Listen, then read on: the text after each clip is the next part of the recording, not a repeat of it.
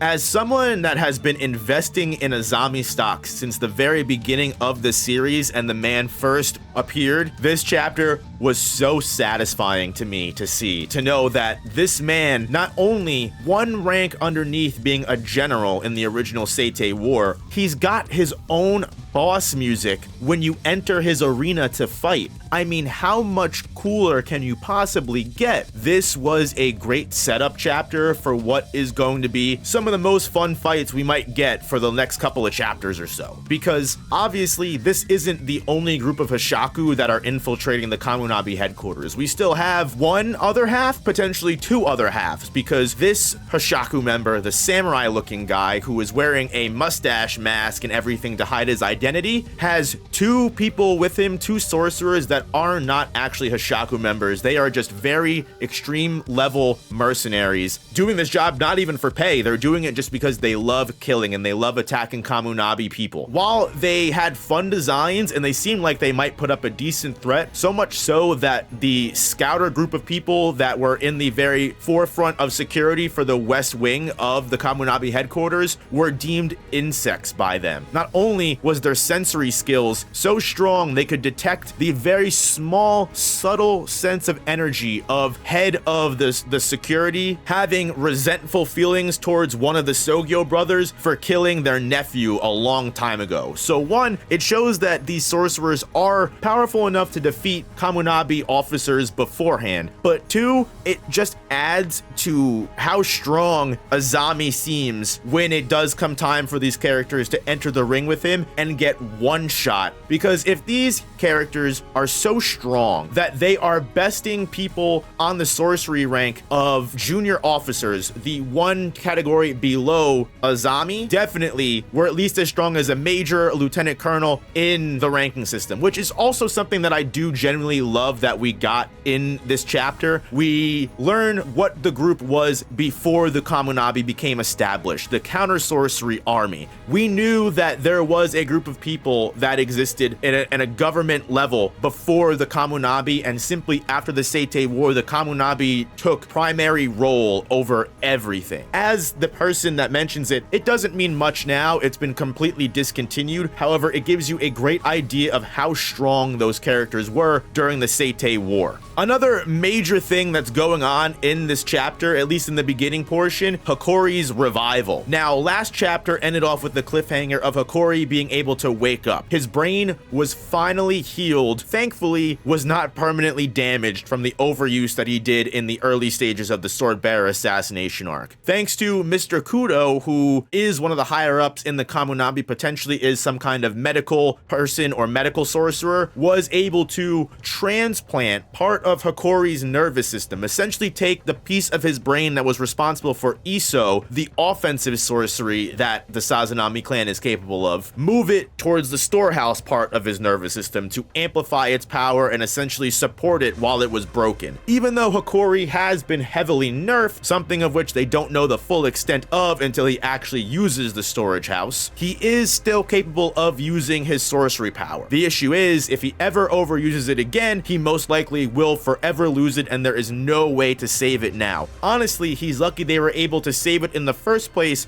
because the only reason they was because he had two kinds of sorcery. If he was a normal person with only one type of sorcery, he would have been unable to use sorcery for the rest of the time. They might have been able to heal him and resuscitate him. He might not have been any help to anybody in the Kamunabi, which is obviously the most important thing to Hakori right now, especially knowing that the Hoshaku are attacking the headquarters and going after the Shinichi. Hakori is more than ready to step in and get back into the front lines. Hakori is still very integral to not just Chihiro and the Kamunabi's plan to potentially saving the entire world, because even though he's been irrelevant for the last couple of chapters and hasn't showed up for a very long time, and even though his storehouse power is nerfed significantly, it is basically the only chance they have to save the Shinichi and the Sword Saint, because you know, I know, everyone in the Kamunabi headquarters knows Yora, John Hatshaku, and just the Hishaku in general are able to get hold of the Sword Saint and the Shinichi,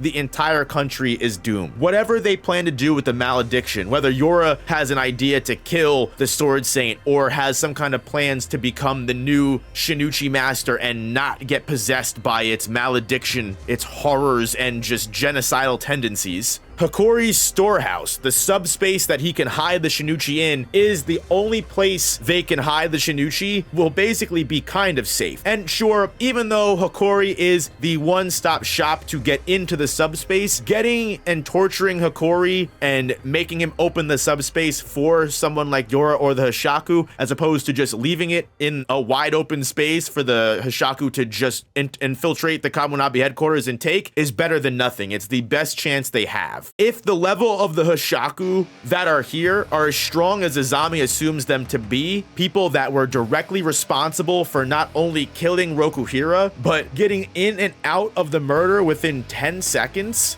they've got to be absolutely strong. The Shogyo brothers may have gotten no diff and just one-shot punch through the brain, but I don't know if this Samurai Hashaku is going to be the same. And there's a reason why Azami is giving him much more grace than the other two people that are currently just necks with no heads as of right now. In my honest opinion, the threat elimination grounds and Azami being labeled as the Kamunabi's executioner gives him a level of aura that we always knew him to have. Obviously, we also get a little bit of Shiba love in this chapter as well, because even though I was wrong last chapter in assuming that Shiba would be taking part in these combats, it is still nice to know that Shiba, after getting the notification that his barrier had been breached, showed up in 10 seconds or less. Because I know a lot of people have been going back and forth on whether Shiba was a traitor or someone that we can actually trust, just based off the fact that if he was the one responsible for keeping Rokuhira safe, why was he not present and why was he not there during the fight and showed up late if he was supposedly the only one that would know immediately when the barrier was broken? Now we know that even in a 10-second time span, the Hashaku were able to get in, get the enchanted blades, and get out. How they were able to do that, we already have seen what Yora is somewhat capable of, and I don't care what anybody says, Yora was not giving Chihiro his full strength when they fought during the Rakuzachi arc. That was fully just a way for Yora to taunt and test where Chihiro was at that time. We also know Hatshaku was able to stalemate Yora. I mean, sure, he had all of the Datenseki Crystal Warriors. Remember specifically, Hatshaku was just there to delay the inevitable. Somura was on their side to begin with. They were just waiting for Tobimune to get there for Somura to reveal his betrayal. So I think Hatshaku, Yora, and now the Samurai Hashaku member are and might be some of the strongest characters, you know, we're aware of in the series so far. And knowing that there are still two other people left that are infiltrating the grounds. We know the other two are Yora and Hatshaku. Presumably, it could not be. They might have just opened up the barrier and let everybody in, but there's still two people unaccounted for. Are they Hashaku members or are they just other mercenaries that are going to be paired with Hatshaku and Yora? We're just gonna have to wait and see for next week. But I know more than anything, I am excited to see what these next couple of fights hold, because I have been waiting to know what these Hashaku members that were capable of doing the damage they did to Rokuhira,